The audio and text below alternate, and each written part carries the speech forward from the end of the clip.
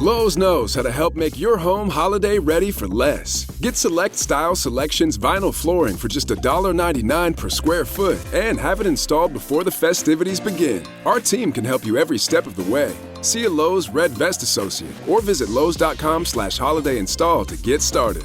Lowe's, we help, you save. Basic install only. Date restrictions apply. Subject to availability. Installed by independent contractors. See associate for details. Contiguous U.S. only. This is the Mall Street Journal.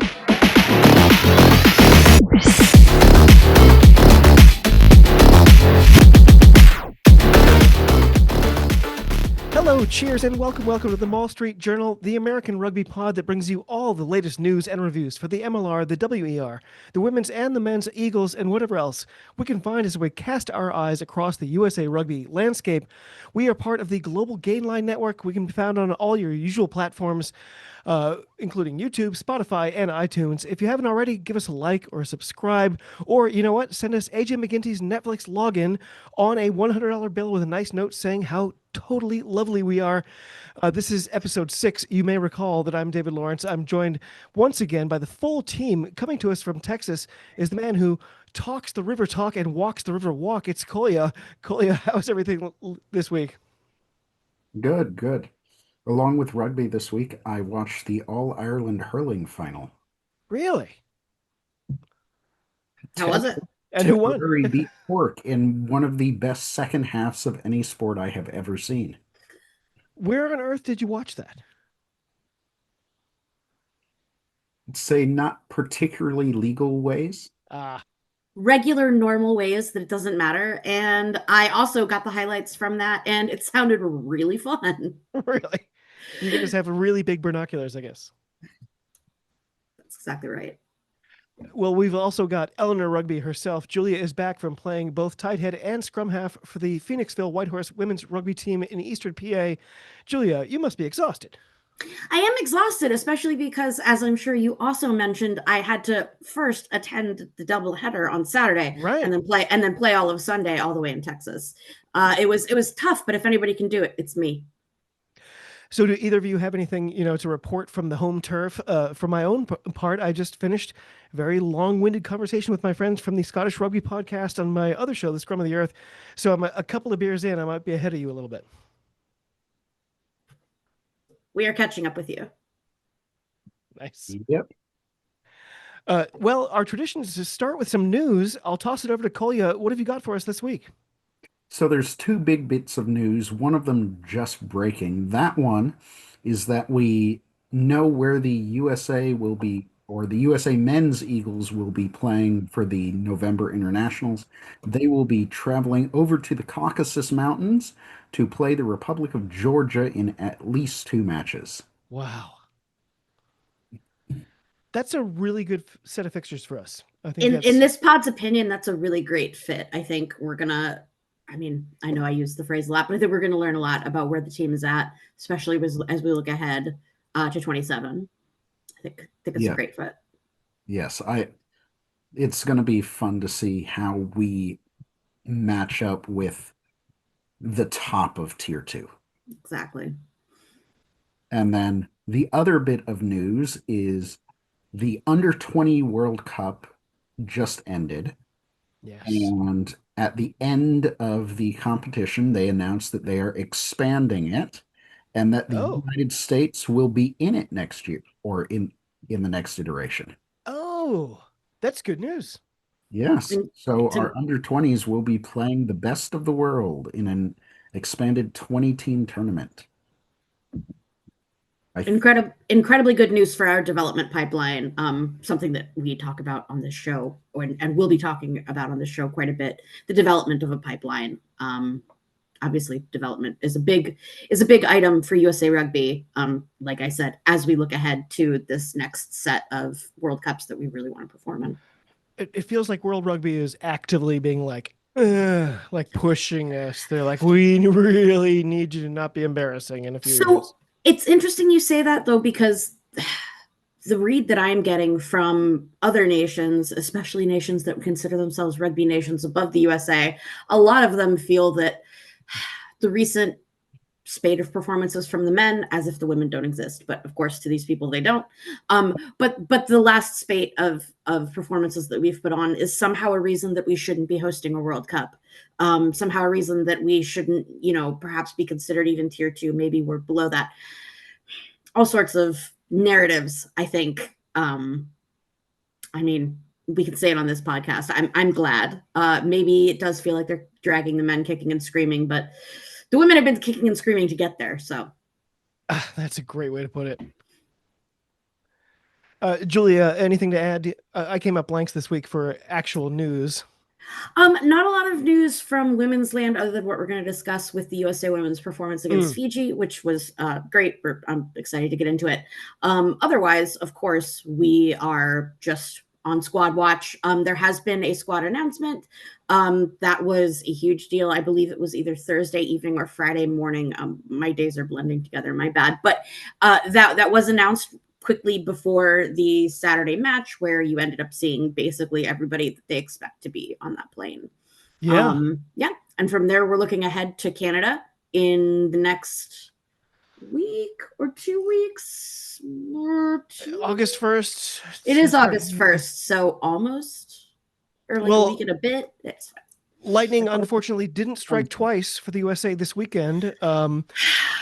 And apparently we are not fit to host international rugby because we agree that lightning is dangerous. To be fair, that's the only time they cancel NFL matches too. Sorry, Kolya, go ahead. Or the FIFA World Cup. There was a bunch of complaining during the FIFA money grab over the summer. Lightning delays.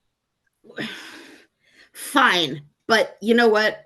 I don't see any of the people who are constantly yelling about that sort of thing. I, for some reason, don't see a lot of them out there during lightning storms playing rugby.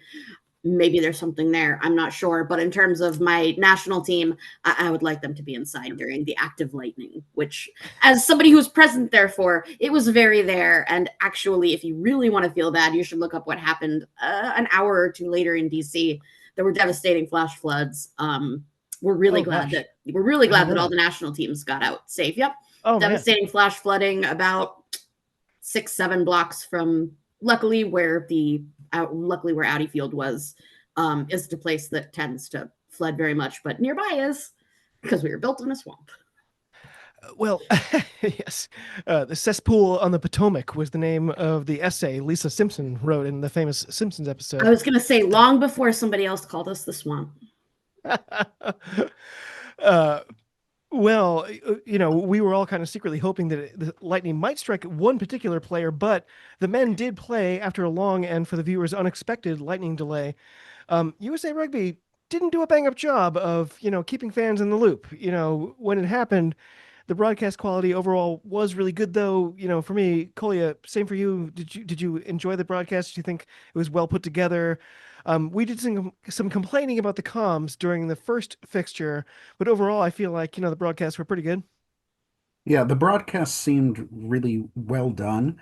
I liked that they had the commentators in the stadium, so we didn't have a Chicago-New England thing. Absolutely. But and of course, we love having them here. I was so stoked when they Yes. I've got two complaints about the broadcast itself. First, for both the women's and the men's match, they skipped the anthems. Yeah. Which just seemed so strange. They do it on Peacock. They do it on Paramount. It's fine to me. They find a way to sandwich in commercials too. A little somebody's tying his shoelace. You need this dog food. Yes, the commercials. And then during the women's match, they brought on some guy from The Amazing Race to talk for about 20 minutes. Oh, I'm glad I missed that. Yes, you are. And for the first 15 of that, it was just mind-numbingly bad. The last because that doesn't fit a rugby broadcast. Yes. He was like, well, my dad knew about rugby, so I know something about it. I was like, okay. Great. I'm glad to have you. Cool. Yeah. My dad knows about a lot of stuff they don't put me on TV for. Yeah. Yeah, the last 5 minutes he actually got into it and started doing pretty or a decent job, but that first 15 minutes was just incredibly awkward. Yeah. Julia, I know you were home back with the sick doggy by the time this one finally kicked off. I imagine you at least caught some highlights. What was your takeaway from a classic colonial matchup? I definitely did. I got to watch all of the highlights. I got to watch a fair bit of the footage as well. Also through less than legal means because I mean, we don't need to get into it right now, but our own broadcasting deals that broadcast USA Rugby to us in the USA, it's kind of crappy. But you could find it if you looked hard enough. Is what I would recommend to folks. In terms of what we saw, I think a lot of pundits that know more than me have already said more that matters. It's great to score one against England. Question mark. That's good. Overall, the performance was, in my opinion, not super duper a step up from their performance against the last one was Spain, I believe. Yep, it was. Yeah, not a huge not a huge improvement, which is it. Try to find a way to put it diplomatically. It's not necessarily something that we are looking to match over match for the men right now. We can say that they're in their building years. Why don't we just call it that for now? Especially because because we haven't gotten much else out of them. That honestly is my biggest complaint was that I felt like we got very little coverage of this team other than like the little bit that they actually spoke to the players. We Kolya, definitely you and I predicted this outcome last week, but I was still disappointed. I'm guess like Julia just said, I guess I'm glad we scored a try by the end, but yeah, like I thought we were going to do a a little very more than hard that. got one. Yeah. Yeah. So, so I'm going to actually look at this from the positives first, Okay. in that And this, then moving on. No, just yeah, kidding. in that this is an England team that just took two from Argentina, Yeah. and that we had George Ford versus Toby Fricker Yeah. as the main matchup throughout the match, and we actually beat the spread. Yeah. We covered. Huh. And there That's were funny. and looking at comments on social media, there was a lot of complaining from the English side that they made a bunch of mistakes, but we actually made them make those mistakes. It It's just wasn't some it's just it, something that it's so hard to get a fan base like England to ever yeah, arrive to say. It's something that we can hope forever that like you'll get to the point where like you can be humbled and you can understand. But yes. And before the early card by Hilsenbeck, we actually looked the more attacking team.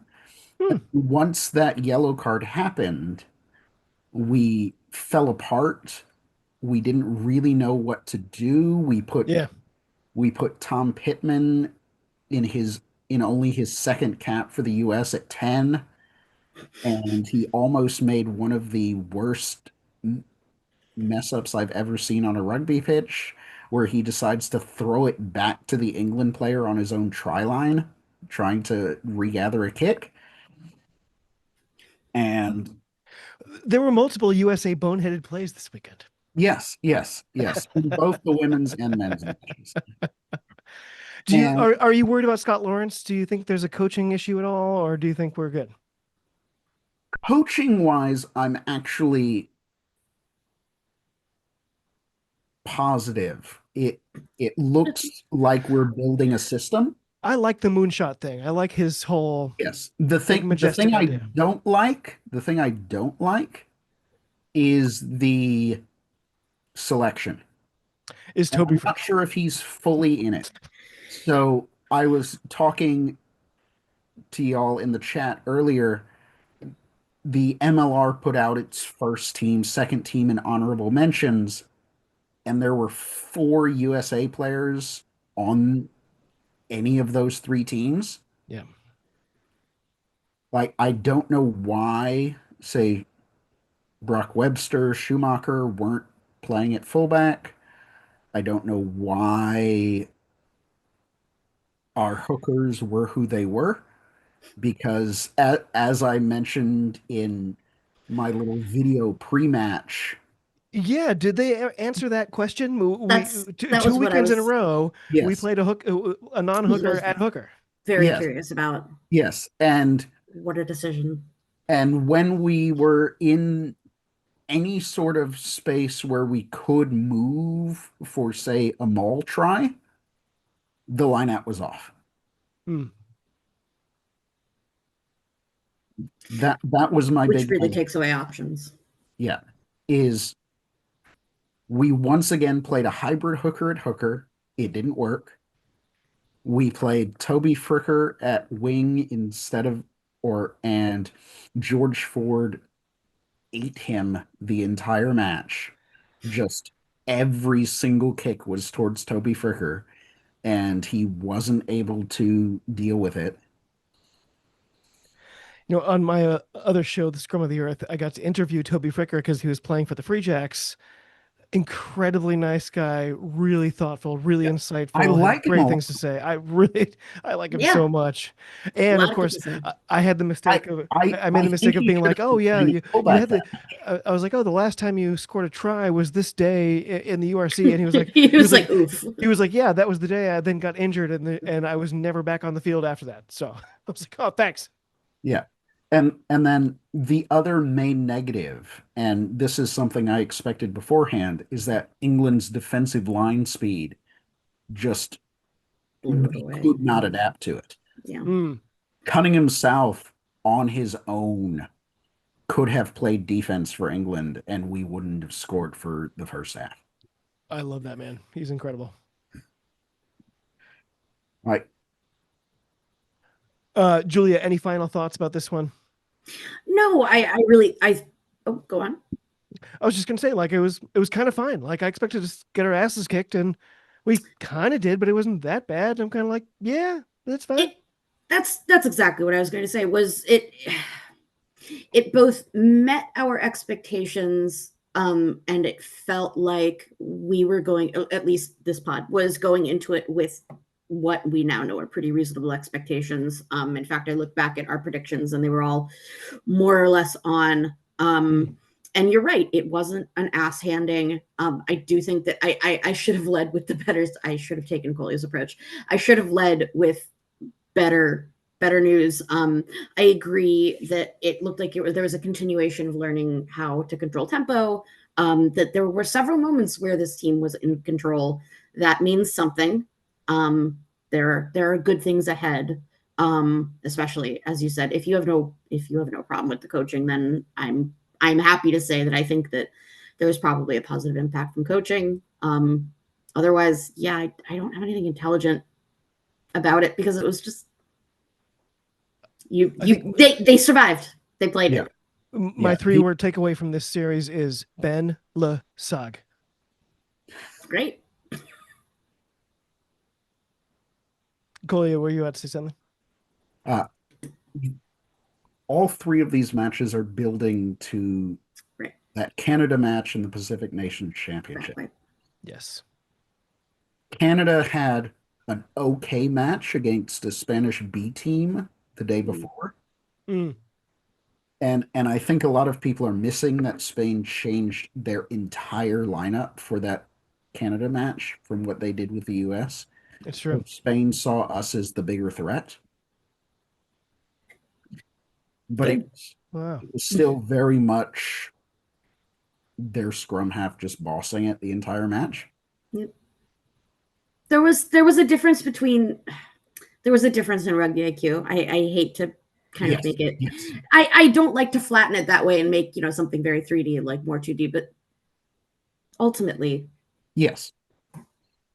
Which and I think at some point, maybe in the next few weeks, we should probably talk about the issue that is Anthem. I was going to say and the I don't want to say low, the disparate cap count, Yes. the people that you're putting forward. Yeah. Yeah. Are you saying there's issues with USA men's rugby? This is crazy. And we're saying it without adding on, oh, but they're both having problems, because if we are leading into the women's match, I would say, Well, yeah. let's get into it. There's a ton to talk about. The first match, the so-called curtain raiser, it was the key match for me this weekend. USA versus Fiji. Coley and I talked about it last week. As kickoff approached, I felt less and less sure, like what was about to unfold. Julia, you were there. What were your expectations, and what can you tell us about the atmosphere? So first of all, it was actually a great event. We were joking earlier about the kind of feedback that we got from folks across the pond and elsewhere in other rugby corners of the world. But I will say, as somebody who has attended a lot of live rugby in my life, a lot of live women's, a lot of live men's. First of all, an event at Audi Field is always a great time. I am very heavily biased. I am a DC native, but it was really, really exciting to have the national team in my town. I think that USA Rugby put on a really great event. Yes, 20,000 people, they said. 20,000. Ultimately, 15. It was 15 for the women, and then they counted around 19,1 for the men. I think there was probably a lot of in and out, and I say that as I was milling about before. I was around in the middle. I did end up having, unfortunately, I couldn't survive the rain delay that long. I did end up having to go during the men's, but even still, the crowd was fantastic. It was mostly rugby people. A lot of the time you'll get a hodgepodge, especially in places that aren't traditional rugby places. I guess we must be a traditional rugby place because all I saw were local rugby shirts, which was awesome. Nice. Yeah, in terms of the performance, I think we saw a lot of what we had discussed before and what you guys discussed on the preview. I think we saw a lot of that borne out. It was an incredibly exciting match. I will say off the top, I'm also really, really happy, honestly, with what I saw out of Fiji. There happens to be a weird little crossover with longtime Global Game Line /Rap fans will know that I am also on a women's rugby pod that started as a Welsh women's rugby pod. The current coach of the Fijian women's rugby is Johan Cunningham, who was currently departed from the Welsh women. It does seem that having a coach of his caliber has done wonders for Fiji. I was really happy with what looked like an improvement in their confidence on the field as a 15s team. They've never had Fiji is, yeah. The commentary could not say his name. Oh, well, y'all, Wendy, if you're out there, you should have hit me up. You know I know how to say it. That's really unfortunate. I'm kind of glad now that I didn't watch her back. Tried this Scott Cunningham a few times. Scott. Oh, so just a complete blowing right past. Yeah. That doesn't even just Bruce. Okay. Bruce, Greg. Sure. Well, anyway, it was Johan Cunningham. I am happy with what looks like. I'm hoping that there's morale improvement on their backside, in their back office as well. That is definitely a major problem for Fijian women's rugby, but that can be for a different pod that I'm on. Back to the I got to ask you on the broadcast, like you could get a sense of the crowd's enthusiasm when that first try got scored. Like, what was it like where you were sitting? So I made a lucky choice. I was sitting in a really packed section. As they said, or at least as I saw in the highlights, for what was claimed in the highlights rather, that there was thundering. There absolutely was. It was super loud. It's exactly what you want for rugby. And I'm sure on the broadcast you saw a lot of the time when various players were, especially everybody's favorite crowd riler, when folks were on the side, when folks were coming out of touch, especially after a really great either, tackle or coming out of touch, on a really great try saving maneuver, I guess tackle. There was a lot of noise, a lot of cheering. It's really great environment. Like, I know I haven't gotten to experience a ton of UK rugby live at the national level, or ever. I have in Australia, maybe not in New Zealand, whatever. In my professional opinion, it's a lot of fun. I think you probably got a good idea for it. Kolya, you and I were waiting for this one to start. When it eventually did, that first 20 minutes, it was a great game. Yes, yes, it was.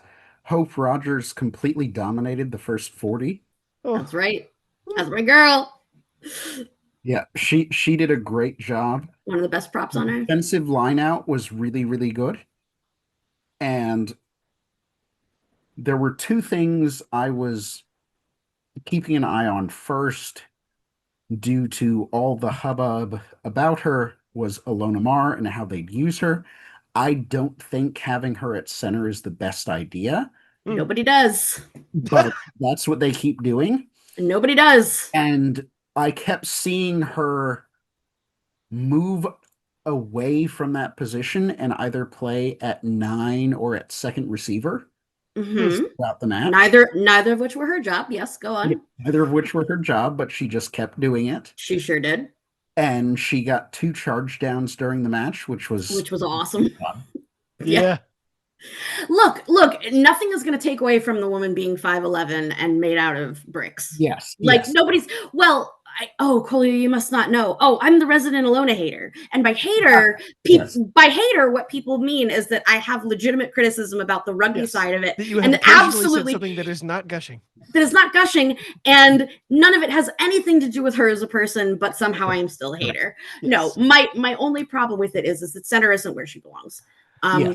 For several reasons, especially knowing this back So line. they did talk on the broadcast that the person she displaced at center was doing great out on the wing. Sure was. Disagree? Sure, I very much agree. I'm disappointed. You know, we spoke earlier in the pod about that the sides were announced in terms of who is going to the World Cup. I'm not going to go so far as to say that I think that Alona took a shirt off of somebody who deserved it more. I do have one problem with one omission, and it does happen to be somebody who plays positions that she plays. That's really disappointing. I think that the lack of Tess Fury is going to bite us. I think that there is a wealth of knowledge there. Interesting. I mean, not just that I think that Alona needs more. I think Alona still belongs in 15s. I think she needs more refining. And I think so. What is Alona's number for you coming up? Is it like 22? Is it? I would be. I mean, okay. So especially if we're talking the side that we have right now, I am still okay with her starting.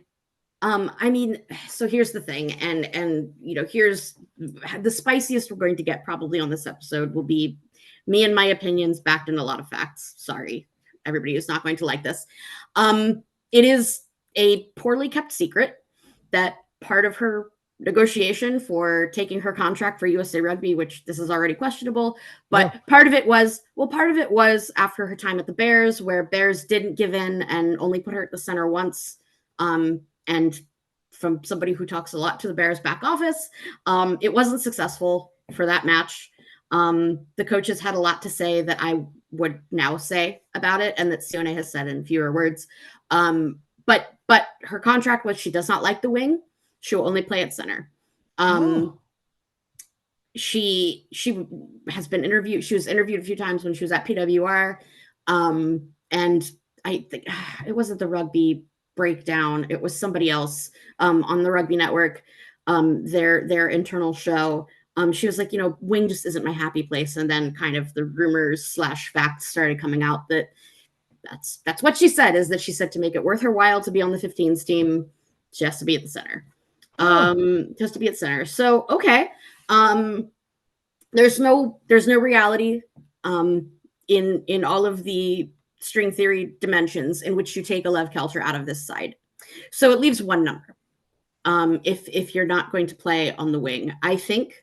There was talk for a little while there before anyone knew, before the Bears, where they said, "Is she an 8?" Oh, I know, and I think that was one of the lowest ball knowledge things that I've ever heard. No, I mean that's just insulting. That was, and by the way, across the board, the only people who made that sort of comment were men from the men's game who said that, and it's a complete misunderstanding of the way that women's rugby works and the way that Great point.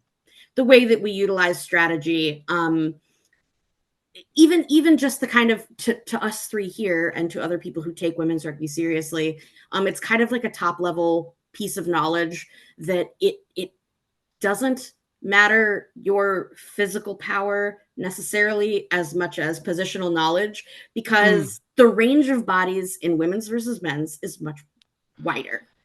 Yes. You can be tiny and strong. There is tiny and there is strong in men's. There is tiny and strong in women. Your 8 does not have to be nearly 6 feet tall. That just doesn't exist in women's rugby. And then the number one thing, which was the biggest insult to me, and I'm absolutely owning that it's because I am a forward, but no, you can't just join a scrum after never having done it in your entire career. I understand that 8 is loose, fine. We've talked about this on the pod before, that scrummaging is an actual art that you need years to actually do well. And exactly. And so, yes, at first blow, I was like, that's just frankly insulting. The same way that imagine your job that somebody came in and was like, I think I could probably freelance and do that. No, you're not. And then also, I really can't, apparently I can't stress it enough because people keep saying this sort of thing. This is the fucking World Cup. I'm not suggesting that she do this I'm not suggesting that she couldn't do it for one Pacific 4 game. We're talking about the World Cup. She just met this team, basically, and nobody even knows who she is. You have to learn how to scrum and then also learn all the scrums. No, that's ridiculous. And in fact, while it's unpleasant to talk about, that is the biggest problem. And Colia touched on it without even knowing that I was going to go here. But that's why it looks like she can't play center, is because she doesn't know the backline plays. Right. When that is the case, you can be very effective on the wing. It's why at Bears, where she dropped in for 2.5 months, she was still effective when she was on the wing. It's not that there's nowhere for her to be. Yeah. It's just that sometimes when you have other priorities, or when this isn't your number one, in rugby, you can't accuse her of not playing hard. Exactly. But that's the thing, is that the one thing that you can rely on with her, and that if you know her as a player well enough, the one thing you can rely on is that you can put her on the outside wing and she's going to be pretty effective regardless of knowing any line plays. Yeah. If you want to if you want to get the immediate bang out of her body and her speed, that's where you'd put her. It's a weird thing where I'm like, yes, I agree that they're probably misusing her and maybe overusing her in a way, but it's just a joy to see her smash people when she gets to look at her, when she gets the ball and she gets to look at her face and she sees somebody in front of her and she's like, oh, you are small. Gets the sevens look. Well, and that's what I call it, though, is the sevens look in the eye of just like, I think, but honestly, that goes back to the skill set that she brings. The things that you need most in sevens are absolutely tools you can use in 15s, but you have to use them differently. And that's where the time spent training comes from. And you have to have been doing that regularly. And Colia, Julio was wisely ignoring our chat during the game for the most part, but things got crazy when Erica Koulibaly, she had her little moment. It was phenomenal. I need you to understand, everything shook. Also, by the way, I was sitting by all of her WER team. I was sitting right next to her. I was sitting right next to all the Denver Onyx girls. And yet we have no photos to prove this. Interesting. I only have one photo and it looks like a creep shot. But she did. She had some amazing moments, and then she had her, what I put in all caps was, "This is only my 3rd cap, and I only recently learned this game" moment. Like her intent is there, her American desire absolutely to make the spectacular play is there. She doesn't, look like she's, the raw talent was there. You needed to step up, support, and it wasn't there. Know that she needs support players is what Colia and I were. Yes, exactly. All caps talking about. For her tribe, the line she ran was absolutely brilliant. It was incredible. And I love that. Later on, she did have one play where she made a moment that I think we all hope she never does again. I doubt she will. It was a learning. And that's the thing, though, is that unfortunately, and when you look across World Cup teams, the one thing that I will always give the Red Roses credit for is that they do really, they have just a lot of comms. They have so much content out there. And you've heard stories from most of the big names, including like Emily Scarrett, of just like the one time in my career when I was like, don't ever fucking do that again. Everybody has them. Everybody has them. And you know what? Wouldn't you rather have it in your warm-up game than at the World Cup? Exactly. Correct. I'm Correct. happy. Absolutely. Yeah. The other thing, or the other two things I noticed in this match, one was our defensive line out was Real weapon. Yeah. Really great weapon. really good. And then the second was that our fitness was much better than Fiji's. This did cause that was where I was going to end. We were chatting about that in the first half and speculating that it would make a huge difference in the second half. And then somehow Fiji came out and kind of dominated us for a good while. Like it became scary. Well, there was a reason for that. And we both put it in the chat. And I agreed with it after. They were basically taking timeouts. And that is something that the referee is entitled to do, is allow for an injured player to recover. There was only one of those injuries that I would say I have no idea why we aren't playing on, and that's when the Fiji player was about 10 yards off the pitch. Off the pitch. Yeah. But, there was by the way in the stadium there was a little bit of mixed comms. I'm not that that's an excuse or anything, but just letting you know what was happening in real time it seemed for a minute like we were all talking about. We were like, is it like really serious? And I was like, oh no, it's not. What are they doing? But it was every play. It was every play for a lot of plays in a row. It was. We were getting pretty annoyed. Yeah, and and honestly, it was South African style. That kind of is where I was going to go. Is also the indication of how can I say this without all of them getting mad at us? That is a more Euro UK school of rugby. Perhaps Johan Cunningham taught them this kind of thing of tempo and game management. To be fair, I'm a Patriots fan, so I supported. You know all that bullshit. I supported. You know all that. If they're gonna let you get away with it, listen, you're like they flattened the rugby balls. Yeah. I was expecting Lane Kiffin to walk out. Like, hey, it's me. I'm the coach of Fiji now. Oh my God.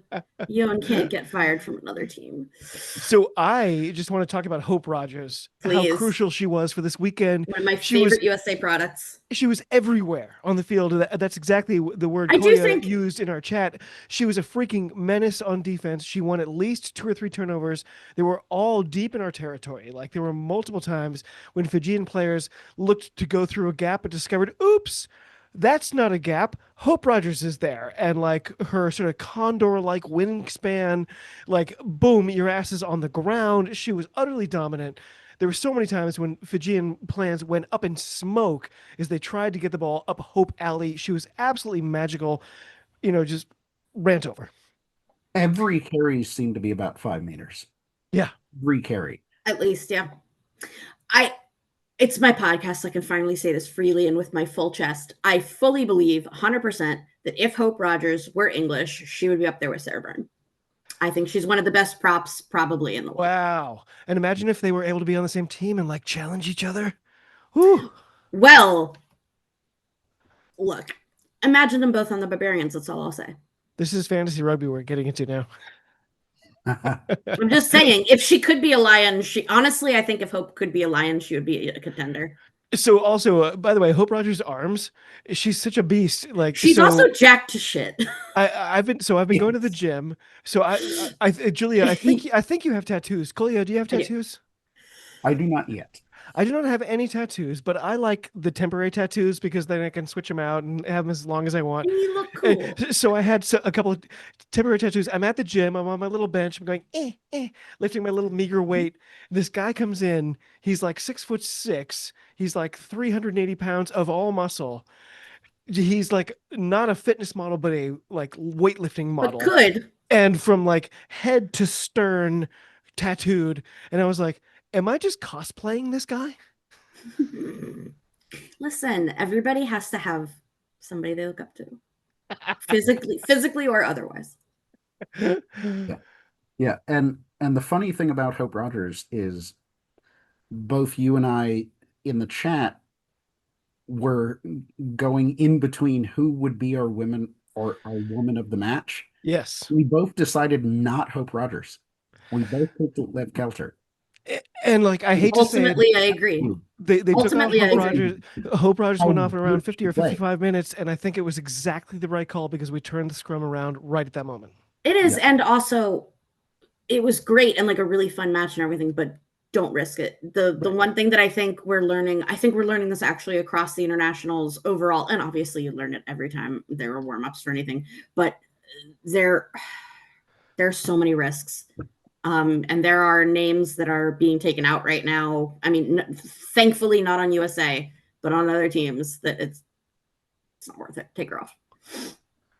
Well, I just want to take a moment to remind viewers and listeners that we are a new presence on YouTube. If you haven't already, it'd be great if you could like, subscribe, recommend, spread the word, graffiti a wall or two if you have a can of spray paint kicking around, whatever you can do to help spread the word. We just topped 150 subscribers. We're hoping to get that to 500 in the next couple of months, but is there enough rugby on between now and then? I guess we'll find out. We do want to get to our grassroots rugby. Kolya, start us off. You have your finger squarely on the pulse of the nation. What are we looking at this week? Yes. So we're in that ending period of qualification for the Club Rugby Sevens National Championship that's going to be held in the beginning of August, up in Madison, Wisconsin. As I mentioned last week, Sevens by the Sea is happening in Corpus Christi. There's another one happening, I think, in Ohio. There's another one in Pennsylvania coming up. Wow. And a lot of the big names in Club Rugby Sevens have clinched. In my own backyard, we've got the Austin Blacks and the Austin Huns have both clinched Thrilled for the Huns. positions. And really looking forward to that. I think that's going to be on the Rugby Network. Oh, yes, that is always on. Yes, you're right. nice. So that'll be fun to watch. And as I mentioned last week, we, of course, are talking about the professional teams. We're talking about MLR, WER, but we also really care about the growth of rugby in this country. So if you have a club that you want us to talk about, if you are hosting a tournament that you want us to boost, please reach out to us on social media, reach out to us in the comments of our YouTube videos. We want to boost your content. We want your team to succeed. Absolutely. Well put. Julia, any I almost said glass roots for you. Any grassroots for you? No, I regrettably have not been keeping up with the ones over here in the Mid-Atlantic. But I should, but also I do know about the Club Sevens coming up. So my grassroots was in a local pizza place in a really small town. You know how like pizza places will be like, oh, we support the little league team and yeah, rugby team. fantastic. Little local town rugby team, little kids. They must have been like 7 through 9. I was like, I had no idea they were even playing. So cool. We love to see it. If you're out there and you own a small business, really a great investment, little money, big reward. Your local youth rugby. Check it out. Not much to do in terms of predictions. Julia, I don't see any way that our Eagles lose a game this coming weekend, men or women. But if you're the men's head coach, what would you be telling your team after a thorough pantsing this past weekend? I have to come away with it, and especially after talking to you and Kolya, I do have to come away with it thinking there is improvement on the cards. It really does seem like an upward trajectory. I know that it sounds like we're blowing smoke up your ass, especially if you are a UK or Europe or South Africa or Australia or New Zealand. Maybe not Australia. Maybe not Australia. Not for the men. Stick with us. Stick with USA Rugby. Watch the trajectory. There's a lot to watch, especially for the men. For the women, I honestly, things are going to get more exciting really quickly. The next match that we play is actually going to be up in Ottawa. It's going to be August 1st. The women are playing up there. That's going to be the last one before they all hop over to England to begin preparations for Rugby World Cup 2025. In terms of that match against Canada, look, I personally and the greater Global Game Line family, I've checked. I'm speaking for all of them. Please don't chat us if I'm lying. I've talked to everybody. We all agree. We all want Canada to win the Rugby World Cup. There is a very good chance that they could win. Please keep that in your pocket when you watch the USA Canada match. I will say watch for more confidence building and watch for improvements, especially the change between facing a team like Fiji and Canada is going to be a steep one. But, if you're like us, stick with your Eagles. Kolya, if you're the women's head coach, you just had a painfully close but really gutsy victory. Now you're facing one of the best teams in the world, in 2 weeks' time. What are you telling your team right now? That we need to stay away from the errors that nearly cost us the match, that we need to play our own game and not be sucked into something that is not ours. And discipline, please. There's so many foolish errors. Yes. Either of you, is there an advantage we can exploit against Canada? They're obviously so good. Is there anything that we can kind of poke a hole? Because I don't think so. Right. I was hoping Kolya would jump in, but I think neither of us. I don't think either of us have an answer for it. Yeah. Again, as I talked about, one of the things I really liked from the women's match was our defensive lineout. And if in that Canada match, which I know we'll talk about more next week, if we could see that continue, that could set us up really nicely for the World Cup. I think you're absolutely right. It won't necessarily get us a win against Canada, and I don't think anyone is really predicting a win against Canada. But doing well in our pool is going to come down to us focusing on a few things like the defensive lineout. Knowing our set pieces that we do the best, I think has really worked in our favor. I think that's one of the things that we have really consistently, actually. So set piece, I mean, it's very cheap to say like focus on your set piece. But when I say that, I mean the pieces that that work well for you. And definitely scouting against Canada. It's fortunately one of the teams that we have the best detailed reports about. I know that USA always takes it seriously, this sort of prep. I think that this game is going to be mental over just what you bring, not be ground down, play an 80-minute game. That's what we really want to see. Well, this is an American Rugby pod. If we're going to be fantasy, if the USA women win this match, who's the MVP? If they win the Canada match? Yeah. It'll be Hope Rogers. It'll be Hope Rogers. Right? It'll be Hope. Yeah, and I hope between yesterday, or not yesterday, it's Monday. I hope between Saturday and the August 1st match, they don't even let her get up to make her own breakfast. Yeah. You sit. Yes. Kolya, I think I interrupted you there. One of the things I talk about when I'm coaching my own teams, whether it's rugby or something else, is actually a Welsh phrase, do the little things. If you focus on those little things, the big things come naturally. And when you're playing against a team that is both physically and technically better than you, focusing on those little things gives you the best chance. I think that's fantastic advice. That's Belichick. That's Belichick all the way. Well, except for what David just said. Everybody else who's American who's listening, we're sorry.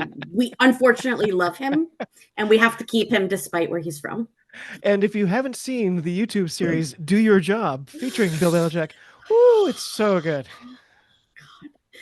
Folks, he's going to be doing this all season. I'm so sorry. I mean, we're in a period, the Patriots are terrible right now. You have to kind of give me some slack, I guess. Look, we're not even allowed to say my local football team's name right now, so. It's true. Although you had an exciting year last year. Oh, you mean the football team that our president wants to change the name of again? That's right. Does he? Oh, good. Oh, good. I'm so glad you haven't been online today, David. Don't. No. Don't. To distract from the Orange Hitlers? No, to distract from a bunch of other stuff today, he said that the Cleveland Guardian. Guardians. I was like, it's not the Cavaliers. Guardians, the Cleveland Guardians and the Washington Commanders should go back to their old names. Even though in 2013 he said that presidents shouldn't comment on that. Absolutely. So to move us away from that, Let's. Thank you. One thing that I watched as kind of a cleanse from the USA-England match was the rugby afternoon, where Zimbabwe won for the second What a year, match! booking their place Yeah. into the Rugby World Cup. So shout out Zambia. We know we have a ton of fans there. Shout out Zambia. yes. So one thing I noticed was that the US has never played Zimbabwe. Oh, Really? Zimbabwe. My bad, not Zambia. I really want the US to play Zimbabwe. Yeah. I think that would be a fascinating and We should just do an African tour. Right. So I'm glad you say that, because my fervent dream is for the USA women to play the Madagascar women, because I really want the USA women to play in Antananarivo. And because you and I already have tickets. We have like a cafe booked or something. Because we're already going. yeah. Well, But I know, sorry, go ahead. As someone who for a short time and still is an alumnus of LSU rugby, our little phrase was Bulawayo, which is taken from Zimbabwe, the place of slaughter. Wow. It's actually a city in Zimbabwe. Go Tigers. So Yeah, the bass player in my band went to Earlham College, or I guess Earlham University in Indiana, which is a Quaker university, and they had a football team, almost ironically, and they would go, Earlham U, we might be losing, but we're smarter than you. Great. Well, Their other chant was "Kill Quakers, kill Quakers, kill," which just has a nice ring to it. Which Quakers love. yeah. Well, thank you to everyone for joining us on the 6th episode of the Mall Street Journal. I'm David. Thanks to Kolya and thanks to Julia. I can't wait to catch up next week. If you have any thoughts or ideas, please get in touch. As always, whatever you can do to spread the word, we'd really appreciate it. As I said, we just surpassed 150 subscribers on YouTube. Our next goal is to get to an ambitious 500. If you can help, I know we can get there together, like Kolya and Julia were talking about too. Any news you have, local stuff, grassroots, get in touch. We want to be your source for that. We want to grow the game here. It's a nice little pathway we've got ramping up to a couple of World Cups, and I think we all have some ambitions for that. So, Kolya, great to see you. Any final thoughts before we sign off for the week? Have a great time, and if there's a team near you, play some rugby. Yeah. Julia, how is the doggy? How is recovery going? It's going well. He's hating it. He's supposed to be immobile, so what he's doing is for the Does he whole have to wear time. a cone or anything, or? Not yet, because he's not agitating or whatever. But instead, we got him and I am so sorry to everybody listening. What is called a lick sleeve, which is like the leg sleeves that the basketball players wear, but for dogs. And I've been calling him Asia Wilson. I saw Lick Sleeve open up for Slipknot in 2003 at at the reboot of Woodstock. I was there too. We both got sepsis. Thanks, everyone. What better place to possibly end this pod? Thanks to all of you for listening. Thanks to Lee and all the great folks at The Wrap for sheltering us here under their great umbrella. Lee, you signed off for your final episode. We, all three, are going to miss you. I'm not sure if you're going to be the one editing this, but I kind of hope you are, because damn, man, what a legacy. We just love listening to you every week, and we are going to miss you. To everybody across the globe, cheers. Talk to you soon.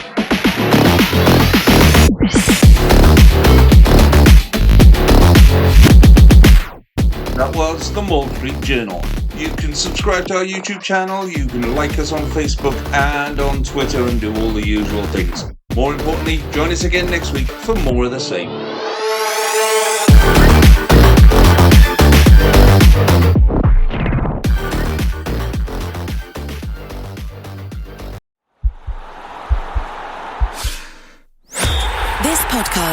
part of the Sports Social Podcast Network.